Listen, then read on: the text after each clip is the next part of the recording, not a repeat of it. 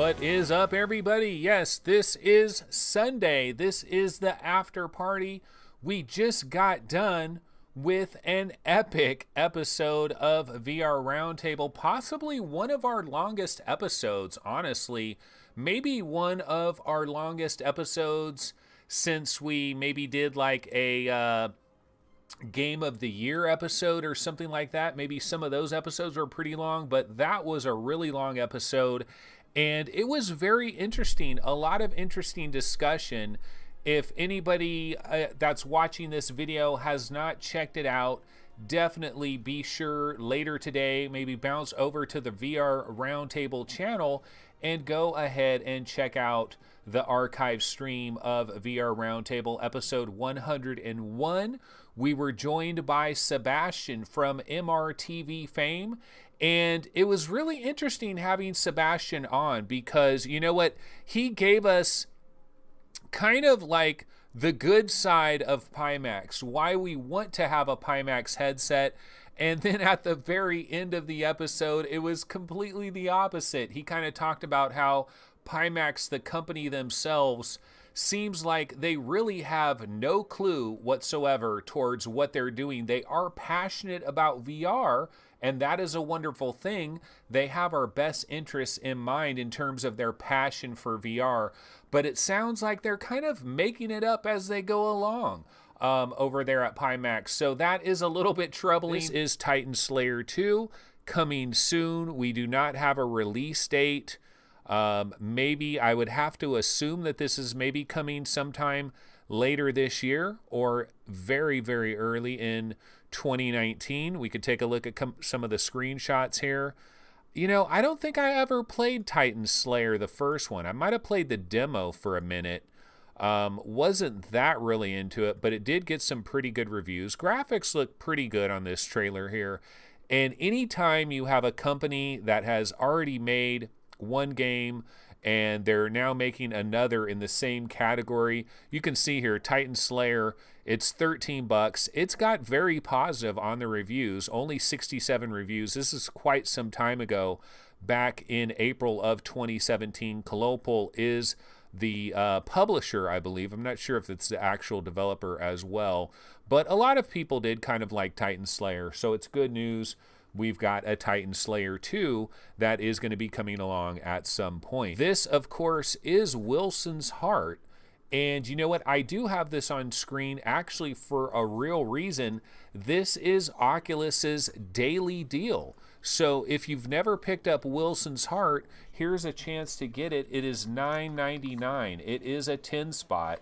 And that's actually a pretty good deal. If you've never had Wilson's Heart for $10, not a bad deal at all, and especially with Halloween and everything, it does kind of have that Halloween flavor. Pretty good production value. Remember, this is Twisted Pixel is the developer of this game. They, of course, are working on Defector. We were hoping we were going to get Defector in 2018. That's coming in early 2019, but if you want to check out their first game, why am I not hearing sound? Okay, now, oh, you know what? My volume is way, I do this every time. I have my volume way the hell low, and I don't hear any volume. So sorry about that. I was probably blasting your guys' ears off with those trailers a little bit earlier. But yeah, this is Wilson's Heart. It is $10, not a bad deal. You can check it out over here on the Oculus store. You can see the normal price is $30, so $10, not too bad. You can also get it in this combo pack for $40 where you get Paranormal Activity and you also get Duck Season. But honestly, I think I would rather just buy this for $10. And, you know, you could always pick up Duck Season or something a little bit down the line. So with this being the daily deal, I think I'd probably just go ahead and go with Wilson's Heart. Have I ever finished Wilson's Heart? No, of course not. I'm probably like 65-70% of the way through this game. I played quite a bit of it. I was stuck on a certain puzzle, and I normally do not like going to the interwebs, as Sebastian said a number of times, and looking up, you know, playthroughs and walkthroughs of Wilson's Heart to kind of figure out I forget the puzzle that I was stuck on, but I was stuck at a certain part. And so every time I thought about going back into Wilson's Heart, I'm like, yeah, but I'm stuck. I'm stuck at that one part there. So I haven't gotten back into it, but I would like to finish the game. I think it is quality, pretty decent. Yeah, Robo Recall is actually a good trailer to go to because this guy that tried the Samsung Odyssey was actually mentioning Robo Recall, and he even takes a picture through the headset from his Note 5 of Robo Recall, kind of showing what it looks like in terms of the screen door effect elimination. Okay, so why don't we go ahead and bounce over here. This is the review that I'm talking about. This is on the Vive subreddit. So far as I can tell, there's only really been 2 major reviews of Odyssey Plus so far. We don't have like SweViver, MRTV, all these different guys. They haven't gotten their hands on Odyssey Plus yet. So it's been just a couple random people that have gotten Odyssey Pluses and have decided to jump onto Reddit and give us their thoughts. And so this is Samsung Odyssey Plus initial test impression with Robo Recall. And he's saying he grabbed the Plus today and that the original Odyssey was pretty much his main HMD. He says it's pretty comfortable. The padding is improved from the old one. Strap mechanism is the same, but the headset is slightly smaller. There is a open nose gap, and you can see the floor. The weight is comfy, not so bothersome. That is one of the slight issues I have, because I have seen a video where it shows the original Samsung Odyssey and then it shows the Odyssey Plus, and you can tell that the Odyssey Plus is actually significantly smaller, and they changed the face box a little bit.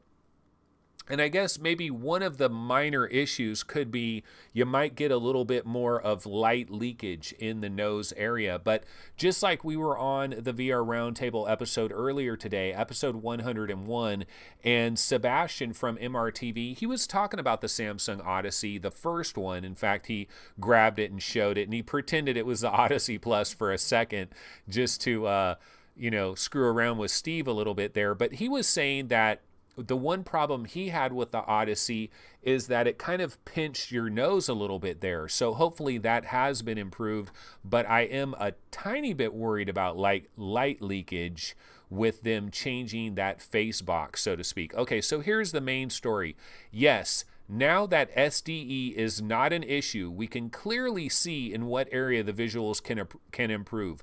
More active pixels. He's talking about, is it screen door free? Yes. The detail resolve in Robo Recall is very, very good. No other headset at the moment can compare to it. It is simply the best looking image that you can achieve besides the new Pimax, and of course Star VR, and of course Xtal. I'm sure those are beyond where Odyssey Plus is, but in terms of like consumer based headsets, this appears to be the best one out there, other than the Pimax 5K Plus probably right about now. And one of the things that he did mention at one point is he says, now when I see robots flying very high on the sky towards me, they do not look pixelated. It sort of looks like the graphics of an old PlayStation 3 or Xbox 360. His conclusion says, if you absolutely must get rid of screen door effect, there is no better headset at the moment. This HMD is for you. If you have the first gen Odyssey or the Vive Pro and you're happy with it, no need to upgrade, as the image is very good already. The Plus looks better, but it is not a must. If you are into flying sims, car sims, I would say it is a welcome upgrade. And then he does have this picture here. However, it's quite blurry. The one thing about this picture is it really does makes it look like there is very much a softening to the image quality, but that could be more of the picture than anything. Conrad Lawrence says, would the filter Samsung uses affect clarity? I play flight sims and reading the dials is essential. Well, that's really, the proof is in the pudding, right? we're going to have to wait till Martin, SweViver or Sebastian, MRTV, or some of these other people where they really are almost like specializing in hardware, in VR hardware. They try all the different headsets. They put it through rigorous testing. They test it with all kinds of different games. They do A/B samples. They really get in depth with it. And it's going to be interesting when Martin and Sebastian both get their hands on the Samsung Odyssey, and they're going to be considering that, especially SweViver. I think he really gets into like racing games and stuff like that. So all the dials, the question that Conrad basically has is like, okay, yeah, eliminating screen door is really awesome, but at what price? Are you softening all the rest of the graphics? And I mean, if we go back over here to these images of Robo Recall, it really looks like they are being very much softened, but I caution judging a camera that is shooting through a lens. It's so hard to tell. You really got to get this headset on your head. You're not going to know from pictures. We really need to wait till there's a lot more people out there that have their hands on the Samsung Odyssey, but it does seem promising. Now, the real question is, do you go the Samsung Odyssey route? Do you go the Pimax 5K Plus route? And I had an excuse. I gave myself an out, basically. Every time I started to think internally about the Pimax 5K Plus, I just said, well, you know what? I'm not going to want a Pimax 5K Plus. You know why? Because I don't want to have to buy a new video card. I just got this 1080 Ti. I don't want to have to buy a 2080 Ti just to enjoy this 5K Plus. But according to Sebastian of MRTV, if you have it in the normal resolution mode, not the super wide mode, you can be fine with your 1080 Ti. You can play pretty much every game. So that excuse has gone out the window now. So now I have to legitimately consider the Pimax 5K Plus. Steve went ahead and ordered one. He's got his pre-order in. He is locked and loaded. Of course, again, at the very end of that show, Sebastian threw a lot of caution to the, he didn't throw caution to the wind. He added caution by saying, wait a minute, this company does have some management issues.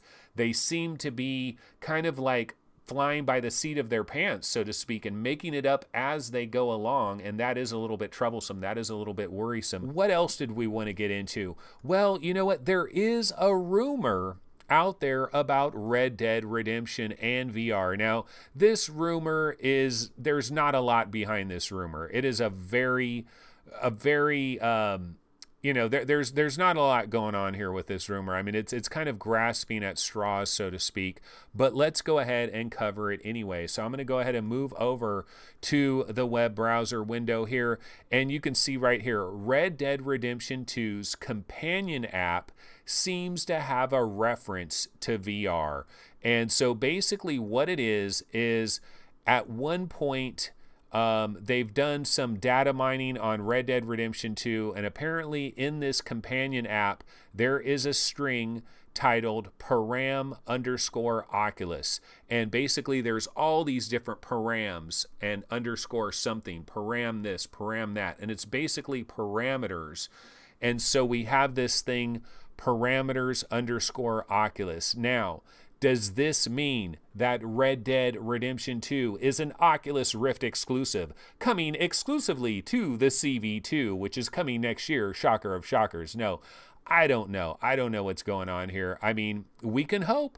We can definitely hope. And we recently had that story, of course. We did have the story of the HTC Vive executive that says Rockstar is still working on VR. They're working on a number of VR projects. We just can't say anything about it. They're not going to say anything about it. But would it completely blow my mind if Oculus maybe reached into their war chest of funds and paid some extra money to Rockstar and 2K Games to try to make a VR compatible version of Red Dead Redemption 2? I mean, I don't know that it would completely blow my mind. It seems super unlikely. There is a first-person mode. There's a first-person mode in Red Dead Redemption 2, which means like converting it to VR wouldn't be too extremely complicated. So it's probably much ado about nothing, but it's still interesting. We want to keep our eyes on it as well. This is Transpose by Secret Location, and this is coming soon. These are the guys that made Blasters of the Universe, and so we saw this initial trailer, didn't really know much about it. Looks kind of weird and trippy. At the time, we knew that this was coming soon, but we didn't actually have a locked-in release date. Now, I found out about the locked-in release date, and I didn't know it was public information, but then I find out that, oh, this is public information. It was on a story on Upload VR, and they also have it on their Steam page. So what I'm talking about here is November 6th. Yes, Transpose by Secret Location is coming on November 6th. It says Transpose is a dreamlike and gravity-defying puzzle game in VR. It challenges players to solve increasingly complex physics puzzles as they explore an extraordinary, surreal world. And the graphics do look highly surreal. Very Tron-ish, very next gen style. Now, the only thing I'm worrying about here, this looks like one of those games that is going to make my brain hurt a little bit in terms of like the ceiling becoming the floor becoming the ceiling, and like trying to navigate through these puzzles. And sometimes these games bother me where they become a little bit, it starts to hurt my brain, and it's just like, I don't know that I want my brain to be like dealing with this, but I mean, this looks cool. The visuals are definitely interesting, very colorful, very bright, very surreal. And Secret Location, I've been a fan of most of what they've done. These are the guys, didn't they do, well, I know they did Blasters of the Universe, but they also did the Great Sea, right? These are the Great Sea, yeah. They did Blasters of the Universe, Great Sea, and Transpose. So, they've done a lot in VR already, Secret Location. So I am looking forward to Transpose. This is coming November 6th. It's right around the corner. This has been our Sunday episode, a bit of a shit show. We did have a few things that we could cover, but once again, I will suggest everybody go ahead, watch episode 101 of VR Roundtable. If you haven't checked that out, be sure to check it out. I think it was a lot of interesting discussion with Sebastian. Got some interesting takes on Sebastian. It was kind of shocking. Did you guys get a little bit shocked? He basically said Rift 2 is dead, period. And he wasn't backing away from it at all. He's basically just simply written off the Oculus Rift 2 altogether. So he kind of went even more hardcore than I was going. And Gary, who's in chat, kind of seemed to be on the opposite side of the coin. I still feel like Gary has a little bit of that Oculus fanboy deep down in his heart. Like, he was a fan of Oculus from the very beginning and really believed in the Oculus dream. And I think that may have clouded his vision a little bit in regards to the whole Oculus kerfuffle. But yeah, it was an interesting show. So if you didn't check out episode 101 of VR Roundtable, be sure to check that out. And Paradise Decay says, I'm with Gary. So Paradise, you still got that deep down love for Oculus. You just can't see him in a bad light. And Gary says, don't say that. No, that is not true. I am objective about this. But yeah, we can talk about that some more. I need to have Gary on one of these episodes. And, when he has a free moment sometime, he's got to come on one of our regular episodes and just kind of, just basically have a conversation going on as we do the show. That would be pretty fun. I'm looking forward to that. All right, folks, I am going to bounce out of here now. Be sure to subscribe to the channel, like the videos, all those good things. I will be back Monday, 11 a.m. Pacific time. I will see you guys then. Take it easy. Later.